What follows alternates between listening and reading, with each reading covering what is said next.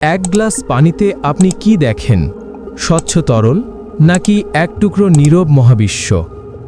একদিন এক বিজ্ঞানী কাচের পাত্রে পানি রাখলেন।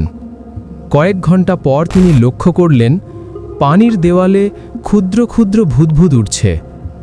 দেখতে সাধারণ, কিন্তু তার চোখে সেটা ছিল অদ্ভুত ও রহস্যময়।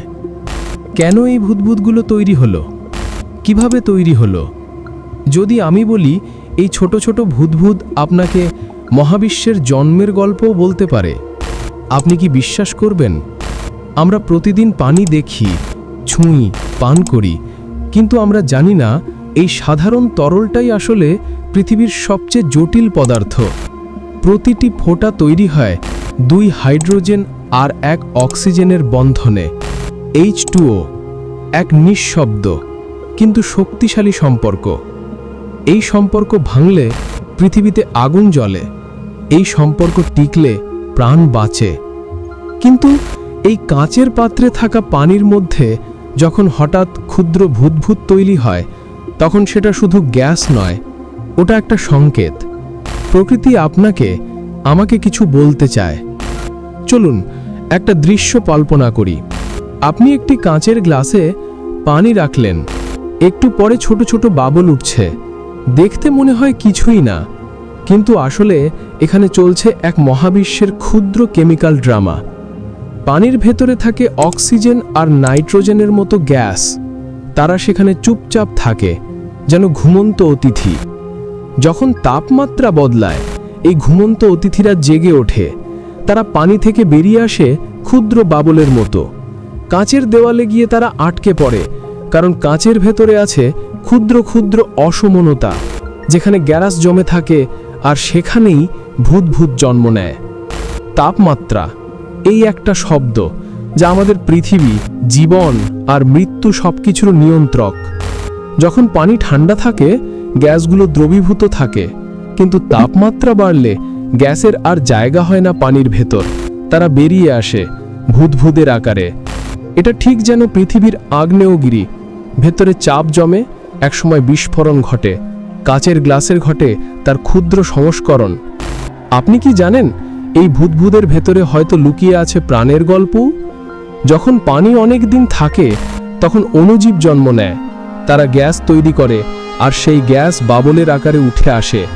একসময় পৃথিবীর আদিম সমুদ্রে এমন বাবলেই নাকি প্রথম প্রাণের কোষের জন্ম হয়েছিল। অর্থাৎ আপনি যখন একটি গ্লাসে ভুদভুদ দেখবেন, তখন হয়তো আপনি আদিম পৃথিবীর প্রতিধ্বনি দেখছেন, জীবনের প্রথম নিঃশ্বাস। একটা ভুদভুদ মানে একটা ক্ষুদ্র গোলাকার গ্যাস বল। এর ভেতরে চাপ বাইরের চেয়ে বেশি। এই চাপ আর পৃষ্ঠটান, সারফেস টেনশন, একসাথে কাজ করে। এই যে গোলাকৃতি, এটাই প্রকৃতির সবচেয়ে ভারসাম্যপূর্ণ আকার। কম এনার্জিতে বেশি জায়গা ধরে রাখে। এই নিয়মই গ্রহ, তারা, এমনকি ব্ল্যাক হোলের ক্ষেত্রেও প্রযোজ্য। অর্থাৎ এক গ্লাস পানির ভুদভুদ তোমাকে মহাবিশ্বের ভারসাম্যের পাঠ শেখায়। কাঁচের স্বচ্ছতা, আলোর প্রতিফলন এবং পানির বুদবুদের ঝিলিক সব মিলিয়ে এক নীরব দৃশ্য। কিন্তু এই প্রতিফলনই আমাদের শেখায় জীবনও ঠিক এমন, স্বচ্ছ দেখায়, কিন্তু ভেতরে অগণিত ছোট দানা, অসমনতা আর গল্প লুকিয়ে থাকে। ভুদভুদের মতো আমাদের ভাবনাগুলো মাঝে মাঝে উপরে উঠে আসে, তারপর মিলিয়ে যায়, কিন্তু তাদের অস্তিত্ব থেকেই যায় কাঁচের ভেতরে স্মৃতির মতো। একটা কাঁচের পাত্র, এক গ্লাস পানি আর কয়েকটা ভুদভুদ, এতেই লুকিয়ে আছে পদার্থবিদ্যা, রসায়ন, জীববিজ্ঞান আর দর্শনের সব প্রশ্ন। এই ভুদভুদ শুধু বাতাস নয়, এটা সময়ের চিহ্ন। পৃথিবী যেমন শ্বাস নেয়, তেমনি প্রতিটি ভুদভুদও একবার করে শ্বাস নেয়।